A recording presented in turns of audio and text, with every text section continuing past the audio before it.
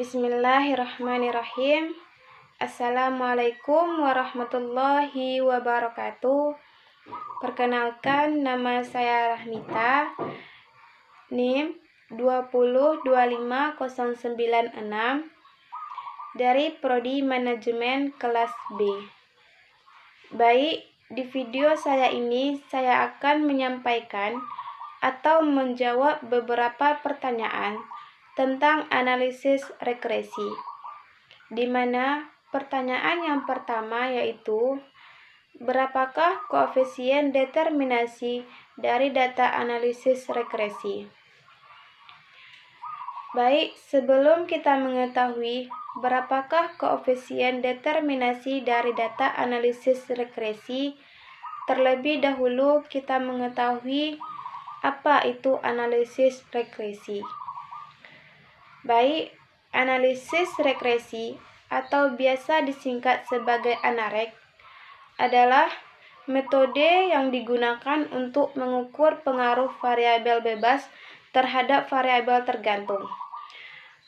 ANAREG juga bisa digunakan untuk memprediksi variabel tergantung dengan menggunakan variabel bebas.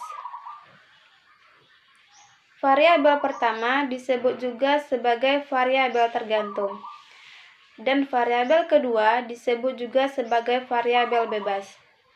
Jika variabel bebas lebih dari satu, maka analisis regresi disebut regresi linier berganda.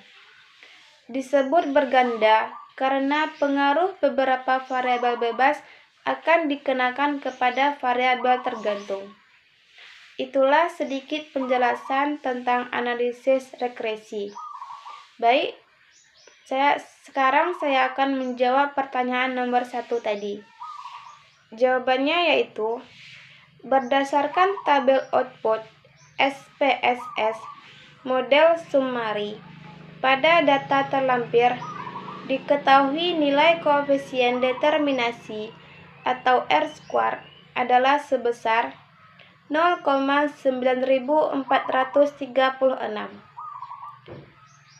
Besarnya angka koefisien determinasi atau R-square adalah 0,9436 atau sama dengan 94,36%. Angka tersebut mengandung arti bahwa variabel motivasi atau X1 dan variabel minat X2 secara bersama-sama berpengaruh terhadap variabel prestasi atau Y sebesar 94,36%. Sedangkan sisanya 100% dikurang 94,36% menjadi 5,64%.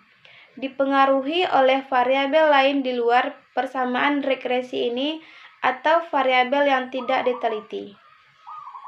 Baik, selanjutnya pertanyaan nomor 2 yaitu, jelaskan apa yang dimaksud dengan standar error pada analisis regresi. Baik, jawabannya yaitu, secara teori, standar error adalah standar deviasi dari nilai rata-rata. Angka ini dibandingkan dengan standar deviasi dari permintaan. Semakin kecil angka standar error ini dibandingkan dengan angka standar deviasi dari permintaan, maka model regresi semakin tepat dalam memprediksi permintaan. Baik, selanjutnya pertanyaan nomor 3, yaitu, berdasarkan data yang terlampir, berapakah persentase pengaruh variabel X terhadap Y?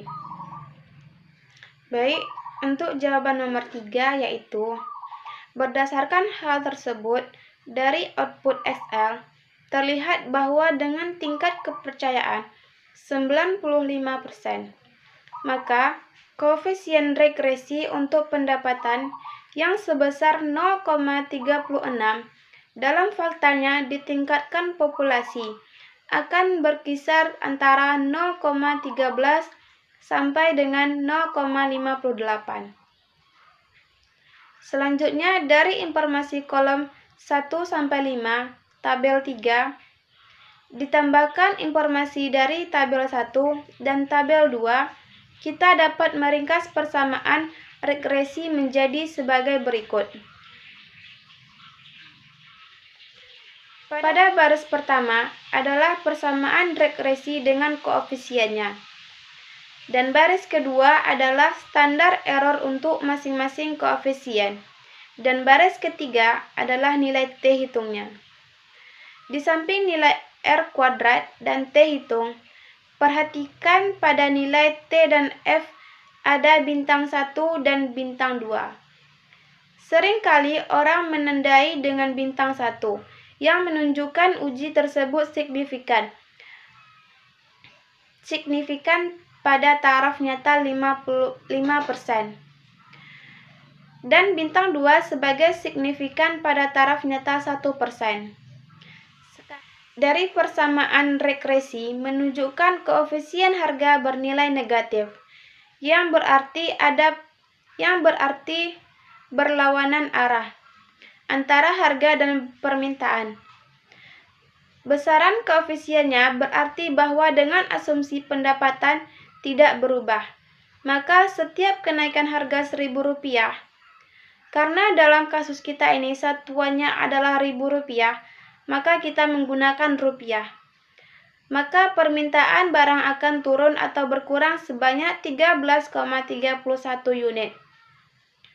Begitu juga untuk interpretasi koefisien pendapatan. Dengan asumsi harga tidak berubah, maka setiap kenaikan pendapatan sebesar Rp1.000 akan meningkatkan permintaan sebanyak 0,36 unit. Karena koefisien regresinya positif, berarti berpengaruh searah. Konstanta yang sebesar 607,53 secara matematis berarti bahwa ketika variabel bebas nilainya 0, maka variabel terikat nilainya adalah sebesar konstanta tersebut. Tapi hati-hati dalam membagi konstanta dalam kasus ini. Selain karena nilainya tidak signifikan, juga secara logika kita tidak akan pernah berhadapan dengan harga dan pendapatan yang nilainya 0.